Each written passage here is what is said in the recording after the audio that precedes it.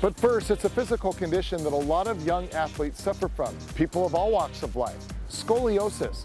But it's something that's very difficult to understand and even more difficult to treat.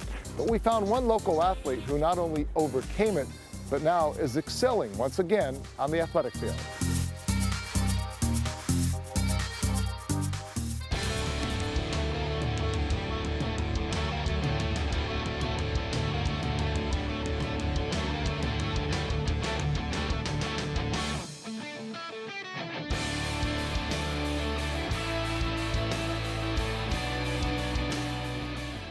Iolani Sara Watanabe has been playing sports for as long as she can remember. I've been around athletics all my life. Like my older brother played baseball, so I was always around baseball, and it's a really big part of my life.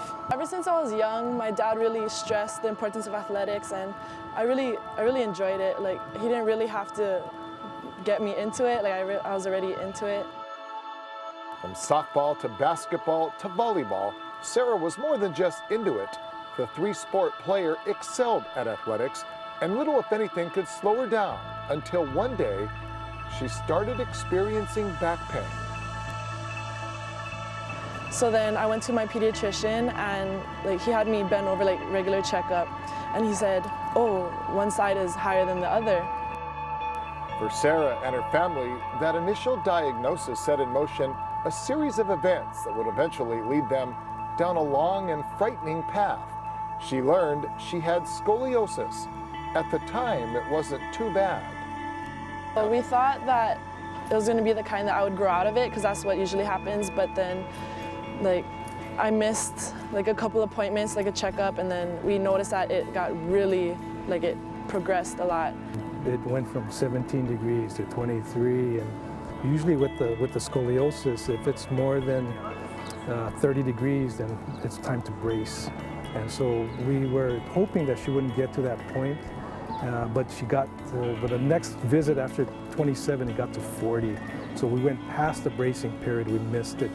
As difficult as the condition was for Sara, it was perhaps more alarming for her father, former UH baseball star Kurt Watanabe. As a physical therapist, he has a greater understanding about the mechanics of the human body, but as it turns out, that knowledge offered little consolation. When she got the scoliosis, I started to do more research and found that a lot of the journal articles say that there's no real treatment for it. So I started to do my own stretching. I put her over the edge of a sofa and just bent her to see if we could make some changes. And she would say, "Dad, you're making me worse." So we tried. I just tried. She was the guinea pig. That's when the family decided on surgery as the last and only option. If not, then by the time she's 50 years old, she would be about 100 degrees bent to the side, and her heart and lungs would be affected by that. So that's why we decided we need to make some change. Hours of research ultimately led Sara and her family to Dr. David Skaggs at the Children's Hospital in Los Angeles. Dr. Skaggs just made me really confident, because he showed me past patients that he has done surgery on, and one was a gymnast and she was flipping and doing everything after, so I was pretty confident in Dr. Skaggs and what I would be able to do after. But while Sara was confident, Mom and Dad had second thoughts, and for good reason.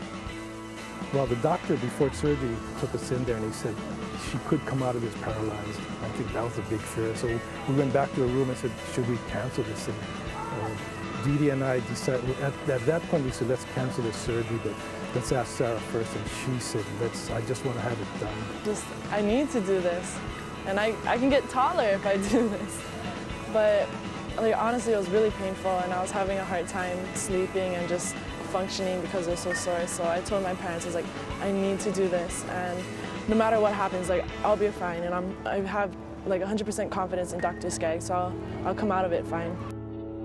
As it turns out, Sara was right, and while her recovery wasn't easy, the results speak for themselves. Things are pretty awesome. Yeah. I don't really notice my rod in my spine unless it's after a really hard practice and it aches a little bit, but I don't let it bother me. It just happened so quick. She had the surgery in December of '09. By March of 2010, she was already training.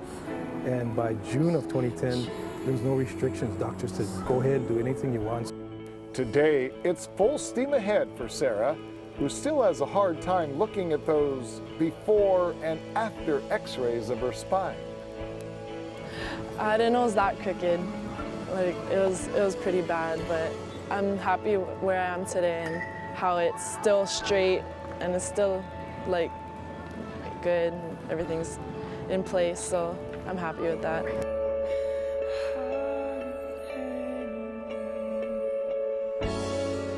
Yeah, every time she dives, we still there's fear that something might happen, that a screw gets loose, but you know, she's been active and she's been strong, and mentally she's always been strong. So I think that really helps with her recovery as well as her performance. There's no fear.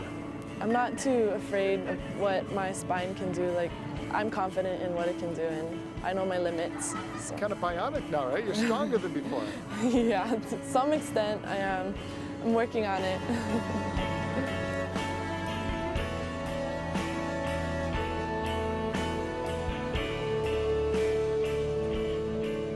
Tell you what, it's not surprising that Sara would overcome this because she's tough as nails, like her father said, and he would know. He's a former University of Hawaii baseball player. In his day, he was known as Tank. That is one tough family.